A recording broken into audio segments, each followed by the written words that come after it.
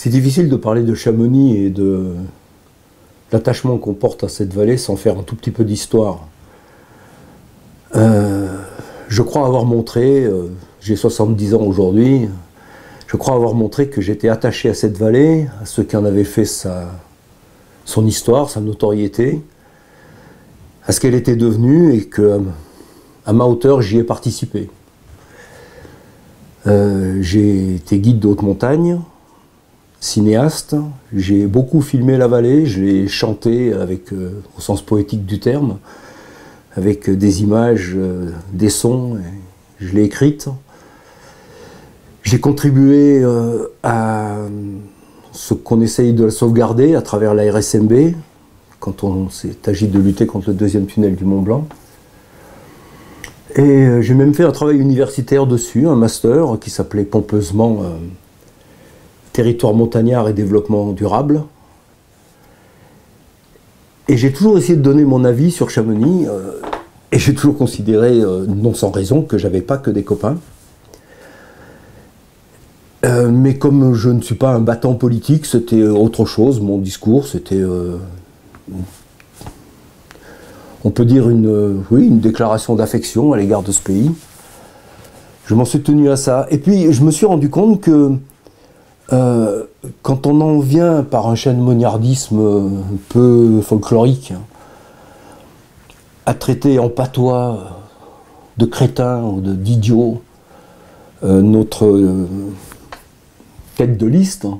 Après la question orale, on peut plus s'exprimer, donc avant d'écouter les carchaneries de l'autre Tabol, je voulais juste dire un petit... Il était peut-être temps de mettre un lien que les gens ne font pas toujours entre l'histoire de Chamonix et ce que c'est devenu aujourd'hui. Et cette histoire, c'est celle de nous tous. La réalité de ce pays aujourd'hui, c'est celle de nous tous qui l'habitons.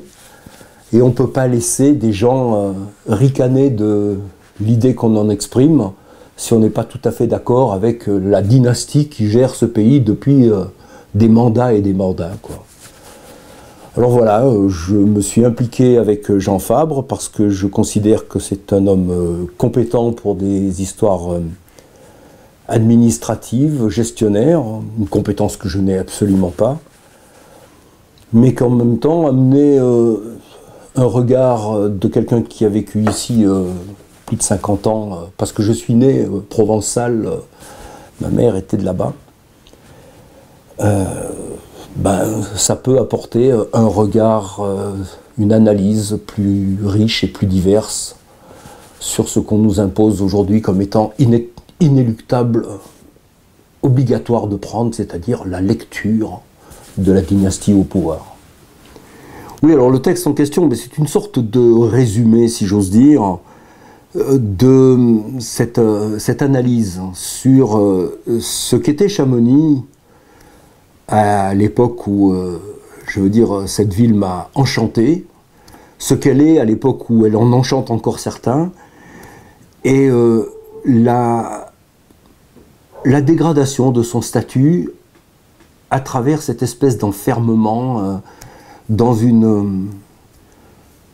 on pourrait dire une sorte de suffisance aristocratique. On a le Mont Blanc, on en est jaloux, on empêche tous les autres d'y toucher, et on s'estime quasiment privilégié, c'est la moindre des choses, la capitale du ski et de l'alpinisme, alors qu'on vit sur un bassin de vie qui dépend économiquement des communes avoisinantes, de Salanches, pour l'administration, pour les achats, qui soient de première nécessité, domestiques, matériels, matériaux, tout ça. Et on est là, nous, dans une vitrine, en se demandant comment on peut arranger cette vitrine pour la rendre vivable à des gens qui voudraient bien l'habiter mais qui n'y arrivent pas, qui viennent y travailler mais qui doivent habiter ailleurs, qui respirent un air qu'on ne décide pas nous-mêmes. Je trouve qu'il y aurait peut-être moyen de changer de niveau d'intervention, ou peut-être de niveau d'analyse, pour obtenir qu'une population plus grande, un petit peu plus harmonieuse et un petit peu mieux installée sur ce territoire soit mieux entendu au niveau des pouvoirs publics. Il y a quelque chose d'autre à faire que de prélever les petits marquisats locaux qui sont Chamonix, qui disputent le Mont Blanc avec Saint-Gervais, qui tout ça va casser la croûte à Salanches. Ça me paraît un peu petit. Donc je crois que ce que Jean Fabre propose, c'est un programme ambitieux, un programme qui bien évidemment va être rejeté par tout un tas de gens qui n'ont pas intérêt à ce que ça se passe comme ça, mais un programme qui mérite au moins d'être analysé et qui n'est pas un catalogue de petites mesurettes